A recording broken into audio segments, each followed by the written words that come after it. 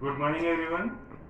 In the previous class, I was explaining you about the causes of the world wars. There are two important causes of the world war. One is the immediate causes and the long-term causes. In the previous class, I was explaining you about the immediate causes. So, what are the immediate causes of the World War One and World War Two? So, the immediate causes of the World War One is the Archduke Franz Ferdinand of Austrian king along with his wife. He was assassinated at Bosnia by Serbian fanatic. Is the immediate cause for the World War One. What is the immediate cause for the World War Two? German tanks driving into Poland is the immediate cause for the World War Two. So I was explained you already. Today I am going to explain you about the long-term causes of the world wars. What are the long-term causes of the world wars? There are four important long-term causes are there. For the long-term causes are for the world wars. First one is aggressive nationalism. Second one is imperialism. Third one is secret alliances. And the fourth one is militarism. First one is aggressive nationalism, imperialism, secret alliances and militarism. So what is an aggressive nationalism? What is an aggressive nationalism? So the ideology of the nationalism is the positive impulse.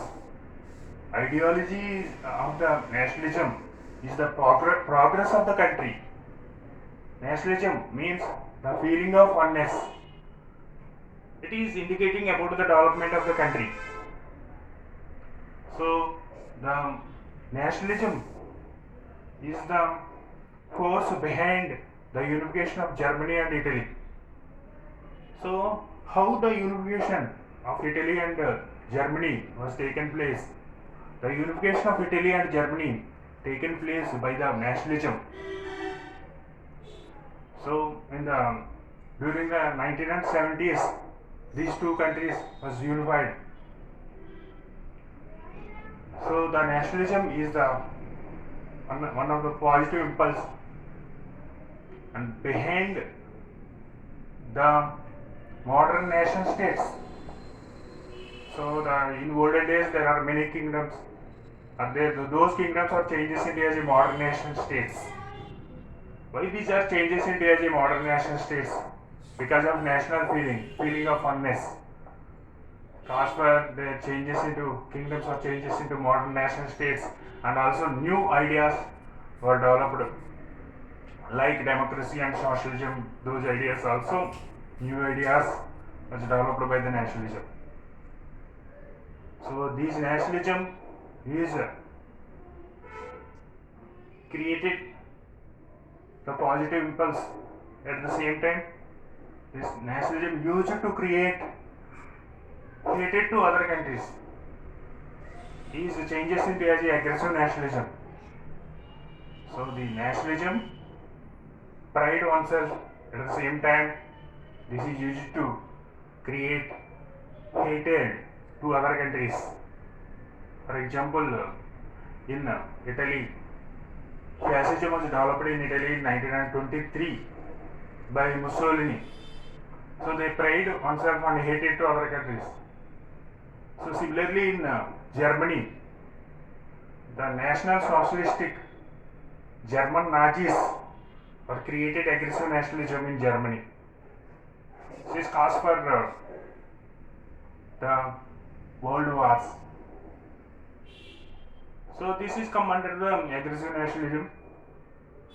Now we are going to learn about the imperialism. What is an imperialism? The end of the 19th century, most of the European countries were industrialized. So these industrialized countries were divided into two groups. One is the old industrialized countries and another one is new industrialized countries. Old industrialized countries such as Britain, France, America, these countries were established large colonies in the world, and they produced a large quantity of goods, goods by the industries, and they have the world industrial countries that have the marketplaces. They found the marketplaces in different places, but at the same time, the new industrialized countries were developed, such as the Germany, Italy, Austria, and Japan. These countries were the new industrialized countries were developed. They are also want the marketplaces. They are searching for marketplaces. These new industrialized countries also produced a large number of industrial goods. They needed raw material as well as they needed marketplaces. So the competition was rises in between the old industrialized countries and new industrialized countries. New industrialized countries want to redivide the colonies. They want to redivide the colonies, but the old industrialized countries are not ready for that, and the competition rises between the old industrialized countries and new industrialized countries is cause for world war. So at the same time, the banking system and the finance system also developed in Europe. Due to that, they are looking for new safe investment places in the world. They are looking towards the safe investment places in the world. So that is also one of the reason. So these all come under the about the imperialism. So the long-term causes. What are the long-term causes? There are 4 long-term causes are there.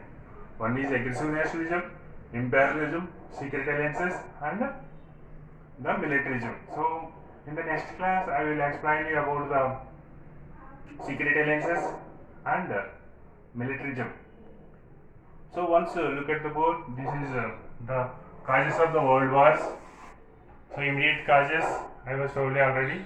The long-term causes. What are the long-term causes? Means aggressive nationalism, imperialism, secret alliances, and militarism.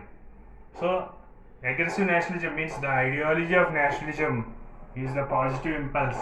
It was foundation of the modern nation states. It is force behind the unification of Germany and Italy. At the same time, it is created hatedness to other countries is cause for aggressive nationalism. I was told you two examples I was given you. Italy, Mussolini developed Nazism, fascism in 1923. Hitler developed Nazism in Germany. So about the imperialism, old industrialized countries and new industrialized countries. So new industrialized countries want to redivide the colonies, but old industrialized countries are not ready for that. That is the cause for the wars. So next class I will explain you about the secret alliances and militarism. Thank you. Watch my videos and subscribe my channel and click like button. Thank you.